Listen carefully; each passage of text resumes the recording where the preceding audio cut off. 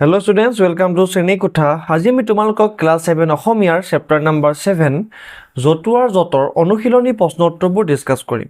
আজি আমাৰ প্ৰথম প্ৰশ্নটো হৈছে যে কোৱা আৰু লিখা ক। কবিতাটোৰ মতে আকাশত চাং কোনে পাতে? উত্তৰ কবিতাটোৰ মতে আকাশত চাং নপতা ফুকনে পাতে। খ নম্বৰ প্ৰশ্নটো হৈছে যে অহু কানে পহু কানে মানে কি? উত্তৰ অহু কানে মানে হল আৰ তাৰ পৰা আৰু পহু কানে মানে হল ঘুনুক ঘানাক কৈ। গ নম্বৰ প্ৰশ্নটো হৈছে ঘিত ঘাট আন্ধাৰত কি দেখে? উত্তৰ ঘিতমিত আন্ধাৰত ভূত দেখে। ঘ নম্বৰ প্ৰশ্নটো হৈছে যে কোনবোৰ লোকে বৰ ভয় খায়? উত্তৰ অলপ ধতুৱাবোৰে বৰ ভয় খায়।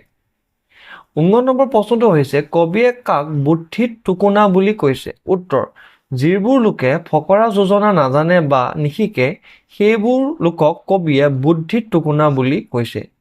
4 নম্বৰ প্ৰশ্নটো হৈছে পাঠৰ আলমত চমুকৈ লিখা ক মৈত উঠিলে সহজে কাক নমাব নোৱাৰি? উত্তৰ মৈত উঠিলে সহজে অকৰাক নমাব নোৱাৰি। 6 নম্বৰ প্ৰশ্নটো হৈছে আঁঠুৱাৰ তলত মহৰ কি অৱস্থা হয়? উত্তৰ আঁঠুৱাৰ তলত মহৰ লোভত আপোনঘাতী আওমৰণে মৰিবলগীয়া হয়। গ নম্বৰ প্ৰশ্নটো হৈছে যে ফকৰা যোজনা নাজানিলে বা নিশিকিলে কি হয়? উত্তৰ ফকৰা যোজনা নাজানিলে বা নিশিকিলে বুদ্ধিত টুকুনা হয়। 5 নম্বৰ প্ৰশ্নটো হৈছে যে বাকচৰ ভিতৰত থকা শব্দবোৰৰ বিপৰীত অৰ্থ বুজোৱা শব্দ পাঠত বিচাৰি লিখা। এতিয়া উত্তৰত তোমালোকে কি হ'ব চোৱা। পোহৰ আন্ধাৰ, জটিল সহজ, অসাধ্য সাধ্য, বেছি কম, বিলোপ লোভ, মিছাটো কি হ'ব? সঁচা হ'ব। তাৰ পিছৰ প্ৰশ্নটো হৈছে যে পাঠত তোমালোকে হোৱা দোৱা লাগে, বৰষুণ সৰে, চাং পাতে, কথা শুনে আদি জতুৱা ঠাঁচৰ ক্ৰিয়াবোৰ পাইছা।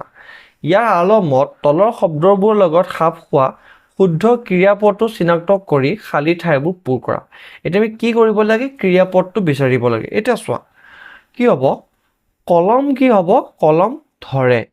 চেপাটো কি হ'ব? চেপা পাতে। ঢেঁকী কি হ'ব? ঢেঁকী দিয়ে। পাচিটো কি হ'ব? সাজে। পাচি সাজে। তেনেকৈ খেলটো হ'ব কি? খেল খেলে। মৰম লাগে। তাৰ পিছৰ প্ৰশ্নটো হৈছে জতুৱাৰ জত কবিতাৰ পৰা যিকোনো 5টা জতুৱা ঠাঁচ উলিয়াই একোটাকৈ বাক্য সাজা। উত্তৰ গা নোচোৱাই ফুৰা। চোৱা ইয়াৰ কি হ'ব? এতিয়া কাম বন নকৰি ধুন মাৰি ফুৰা, ধেমালি কৰি ফুৰা, তাৰ দৰে গা নোচোৱাই ফুৰা মানুহক কোনেও ভাল নাপায়। 2 নম্বৰটো হৈছে আলাসৰ লাডু মানে অতি মৰম। ৰহিম একমাত্ৰ সন্তান বাবে মাক দেউতাকৰ আলাসৰ লাডু। 3 ঘিতমিত বৰ বেছি অন্ধকাৰ, অমাৱস্যাৰ নিশা ঘিতমিত আন্ধাৰ হয়।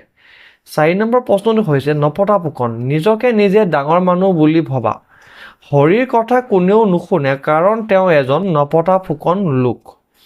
5 নম্বৰ প্ৰশ্নটো হৈছে যে অহু কানে পহু কানে আৰ তাৰ পৰা বিজয়ে চাকৰি পোৱা খবৰটো অহু কানে পহু কানে শুনিছোঁ।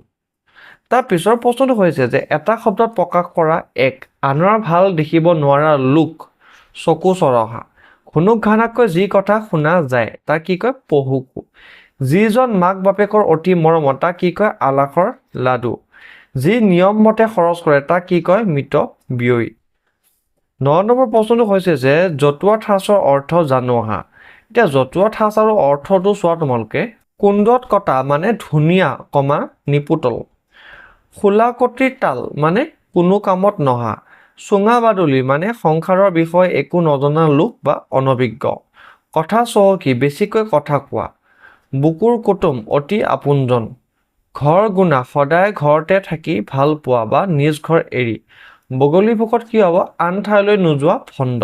তো ষ্টুডেণ্টছ আজিলৈ ইমানেই। আমি নেক্সট ক্লাছত ইয়াৰ পিছৰ পাৰ্টটো ডিছকাছ কৰিম। Thank U.